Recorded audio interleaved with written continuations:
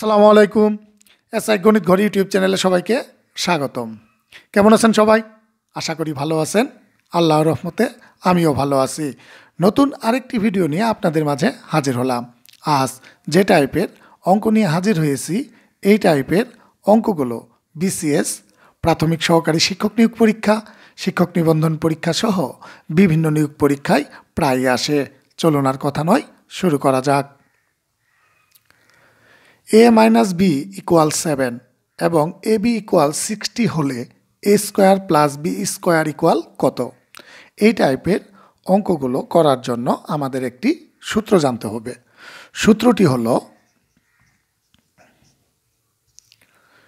a square plus b square equal a minus b whole square plus 2ab। এই সূত্রটি আমাদের জানতে হবে। তা সূত্রে এ এবং বি যদি দুইটি সংখ্যা হয়, তাহলে এ স্কোয়ার প্লাস বি স্কোয়ারের মান কিভাবে বের করা হয়েছে একটু লক্ষ্য করুন। ওই সংখ্যা দ্বয়ের বিয়োগফলের মানের বর্গ এর সাথে ওই সংখ্যা দ্বয়ের গুণফলের দ্বিগুণ পরিমাণ যোগ করা হয়েছে। আমি আবার বলছি, এ স্কোয়ার প্লাস বি স্কোয়ারের মান সূত্রে কিভাবে বের করা হয়েছে? সংখ্যা দ্বয়ের বিয়োগফলের মানের বর্গের সাথে ওই সংখ্যা দ্বয়ের গুণফলের মানের দ্বিগুণ পরিমাণ যোগ করা হয়েছে। তো এখানে ডাকটি লক্ষ্য করুন, তাকে বলা হয়েছে a মাইনাস বি ইকুয়াল 7 এবং এ বি ইকুয়াল 60 হলে A square plus B square equal কত? তো এখানে এ এবং বি দুইটি সংখ্যার বিয়োগফল দেওয়া আছে 7, তাহলে 7কে স্কোয়ার করব, এর সাথে যোগ করব ওই সংখ্যা দ্বয়ের যে গুণফল রয়েছে তার দ্বিগুণ পরিমাণ। তাহলে এখানে সংখ্যা দ্বয়ের গুণফল আছে 60, এই 60-র দ্বিগুণ পরিমাণ যোগ করব, তাহলে 2 গুণ 60। এখান থেকে ক্যালকুলেশন করলে যে মান পাবো তাই কাঙ্ক্ষিত ফলাফল। 7 আর 7 গুণ করলে হয় 49, যেহেতু এখানে 7 স্কোয়ার রয়েছে, প্লাস বহাল থাকলো 2 আর 60 গুণ করব 120।